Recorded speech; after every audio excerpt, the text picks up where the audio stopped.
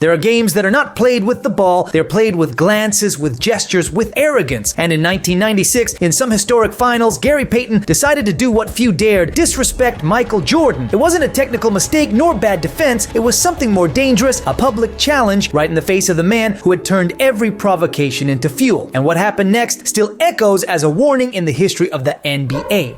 The 1995-96 season was an unrepeatable spectacle. The Chicago Bulls were writing a science fiction season. 72 wins, only 10 losses, a level of dominance so insulting it seemed unfair to the rest of the league. Jordan had returned from retirement hungry for revenge, Pippen remained the perfect partner, and Dennis Rodman gave the team that touch of chaos that made them unbeatable. They were a three-headed monster, an army that spared no one. But on the other side of the map, Seattle had achieved something that seemed impossible: to stand tall as the only team strong enough to look them in the eye. George Karl's Seattle Supersonics had won 64 games, the best season in their history. A young athletic team that ran the court like a storm. Kemp flew in every transition and Payton bit at his rivals on every possession. They were freshness, audacity, and pure confidence. And it hadn't been easy to get there. For years, Seattle had crashed against its own ceiling. Brutal playoff losses, frustrations that threatened to turn them into an almost. But in 1996, finally everything clicked. They weren't just a talented team, they were a group convinced they could beat anyone. That narrative was key. They weren't improvising, they had learned through hard knocks, and now they wanted the ultimate prize. The contrast was cinematic. On one side, the Bulls as a consolidated empire, the perfect machine.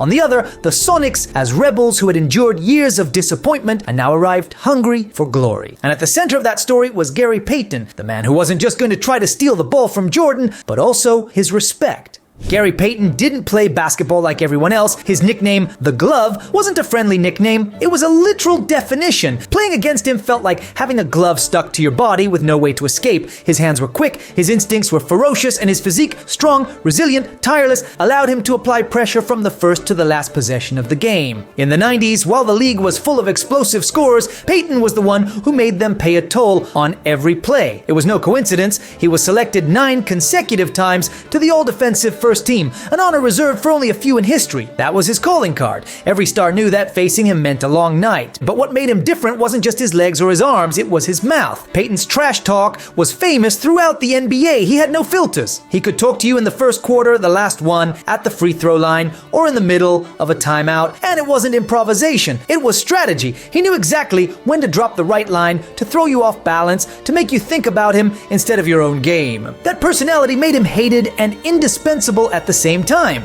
Some rivals found him unbearable, but everyone recognized his greatness, and within Seattle, he was the voice that gave the team its identity. Kemp could dunk with violence, Karl could draw up plays, but Payton was the one who convinced everyone they could look anyone in the eye, even Michael Jordan himself. And there lay the paradox. That arrogance, that inner fire that made him a leader, was also what would push him to cross the line with the wrong man. Because if there was one battlefield where Payton felt invincible, it was the psychological one. What he didn't know yet was that with Jordan, that war was already lost the moment he opened his mouth. Game 1 in Chicago began with the full weight of history on its shoulders. The United Center was electric, the Bulls arrived as absolute favorites, and the Sonics were out to prove they hadn't traveled thousands of miles just to surrender. Only a few minutes into the game came the first clash that would set the tone for the series. Jordan and Payton, body to body, colliding in a play that didn't mean much. The referees didn't hesitate. Double technical foul. In an NBA Finals, that kind of early call was unusual. It was a signal. The officials knew there was more at stake than the basketball. They knew this confrontation wasn't an accident, but a clash of egos that could explode at any moment, and the reaction of each player made it clear where the story was headed. Jordan walked away with a serious look, saying little, but anyone who knew him could read his mind. He had taken note. Those clashes didn't fade away. For him, they were offenses stored as fuel. In his head, Payton had just opened a personal front of war. Payton, on the other hand, reacted in the opposite way. He didn't back down an inch. He lifted his chin, walked with a defiant air, and even in the locker room made his message clear. He wasn't going to let Jordan intimidate him. He wasn't going to give him a single look of submission. It was the glove in pure form. Proud, provocative, convinced that if anyone could earn Jordan's respect the hard way, it was him. The Chicago crowd understood it too. Every clash with their idol was received as a sacrilege. The United Center roared as if someone had touched a sacred figure, as if every shove against Jordan were a personal insult to 20,000 people at once. That only added more pressure on Payton, who instead of dodging the fire decided to stick his head straight into the flames. That double technical, which on the surface was just a rulebook detail, turned into a prelude. It was the spark that lit the fuse of a much bigger duel. Payton saw it as a chance to assert himself. Jordan registered it as a debt to be settled. And history had shown that when Jordan had debts to settle, the bill was never cheap. There are moments when a game changes temperature, and in that Game 1, the thermometer shot up when Gary Payton decided to go one step beyond trash talk. It all started with what seemed like a routine play, a steal at midcourt, a fast break, and the glove flying toward the rim. He finished it with the same confidence that had brought him to those finals. 2 points that, on the scoreboard, were just another number, but what came next was what made the difference. Payton turned his head, looked for Jordan, and threw a few words his way that no one managed to hear. The gesture was brief, but the message was clear. I run this too. It wasn't the typical taunt from a defender, it was an open, brazen challenge right in the face of the most feared player in history. The United Center fell into a strange few seconds of silence, as if 20,000 people had held their breath at once. It wasn't common for anyone to talk to Jordan like that. Not in his house, not in the finals, not when number 23 had the most dominant season of his life in his hands. For Seattle,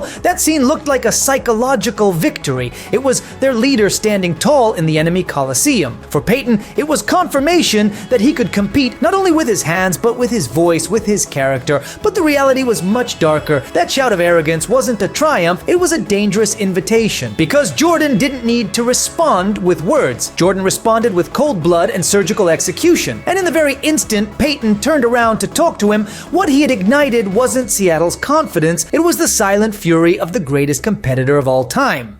Jordan's response wasn't a shout or a shove, it was something far more intimidating, a charged silence. His gaze changed, his posture shifted, even the way he walked up the court was different. It was as if he had closed every door, and the only thing left now was the hunt. Suddenly, every possession became an exam. He'd get the ball in the low post, lock eyes with Payton, and without blinking, execute a perfect fadeaway. Next play, the same thing, contact, collision, hang time, 2 more points. When the Sonics tried to switch defensively, he punished them with a drive that tore their scheme apart. This wasn't just another game, it was an execution. The most revealing part was how his own teammates perceived it. Pippen only needed to glance at him to understand that number 23 was already in untouchable mode. Rodman, while still crashing the boards and provoking opponents, watched him with a mix of respect and complicity. He knew the storm had been unleashed. Even Phil Jackson, always unflappable on the bench, recognized it with his trademark calm look. Jordan had entered that zone where he wasn't playing to win, he was playing to destroy. And on the other side, the Sonics felt it like an unbearable weight. Payton kept talking, true to his style, but each word sounded less convincing. His teammates began to notice it too. No matter how much the glove tried to sustain the verbal duel, the game was tilting in silence. Every Jordan attack wasn't just a basket, it was a sentence. What for Payton had been a gesture of arrogance, for Jordan had become something personal. And when Jordan took something personally, what followed was no longer basketball, it was a reckoning. The game was already loaded with tension, but what finally sealed Jordan's fury didn't come from Gary Payton. It happened on an apparently minor play when Michael attacked the rim looking for a layup and David Wingate showed up in the wrong place. It wasn't a brutal hit or a flagrant foul, it was more insidious. Wingate slid underneath him midair, a move that in basketball is read as an act of disrespect, almost an invitation to injury. Jordan landed off balance, hit the floor, and immediately got back up as if to show he was unharmed. But his face said it all. He walked toward his bench with a hardened expression, chewing on his anger, glancing at the referees and at Wingate as if he had taken note of every detail. The United Center responded with a visceral roar. It wasn't just outrage over the play, it was the collective instinct of knowing something had just shifted, as if 20,000 spectators had realized at the same time that Michael Jordan wasn't going to let that insult slide. On the broadcast, he was still seen arguing during halftime, unable to let it go, because for him, those things weren't part of the game, they were personal challenges. It was the sense that Seattle was willing to play dirty just to throw him off, and that changed everything. Payton's spark had lit the fire. The clash with Wingate was the gasoline that turned it into an inferno. From that moment on, Jordan wasn't playing a finals anymore, he was playing a vendetta. And for Seattle, that was the worst thing that could possibly happen. The third quarter began with the United Center turned into a furnace. It was more than a game. It felt like a public trial, with 20,000 witnesses roaring every time Jordan touched the ball. And in the middle of that emotional storm appeared the man who best understood how to amplify chaos, Dennis Rodman. Rodman was never just a player, he was a catalyst. His energy fed on heated moments, provocations, hostile environments. And that night, with Jordan on fire and Seattle starting to lose its composure, Rodman found the perfect ground to unleash his psychological arsenal. At first, it was in the little things, fighting for every rebound as if it were the last possession of the game, diving on the floor for a loose ball, confronting the referees with gestures of disbelief. Every action had a double effect. It lifted the crowd and wore down the Sonics. Sean Kemp glared in irritation. Payton, already running hot, fell into every trap. Rodman smiled. Then came the direct provocations. During a timeout, he was seen chatting with George Karl, Seattle's coach, as if they were old friends. Later, in front of the cameras, he dropped a venomous line. "Did you read my book?" It wasn't a casual comment, it was a reminder that Rodman lived in his own world, a place where media attention and chaos played in his favor. Meanwhile, Jordan kept executing with surgical precision. Rodman protected him like a guard dog, clearing the boards with 20 rebounds, pestering, destabilizing, making sure nothing distracted number 23 from his mission. And for Seattle, the feeling was suffocating. They weren't just dealing with the best player in the world, they had to survive a Rodman who turned every second into a minefield. That was the real psychological blow of the night. Payton had tried to plant his flag with his trash talk, but the Bulls responded with a lethal duo, Jordan in assassin mode and Rodman as the architect of chaos. And when that combination activated, the series stopped being just a basketball matchup. It became a mental war that Seattle was never prepared to win. The closing moments of the game had the tension of a boxing final in the last round. Chicago held the lead, Seattle kept absorbing the blows, and the court had become a boiling cauldron. That's when the final spark ignited the fire. Gary Payton stood face to face with Michael Jordan. It wasn't a casual confrontation. Payton was beside himself, full of frustration. After some contact, he spat words in Jordan's face, his forehead almost brushing against him.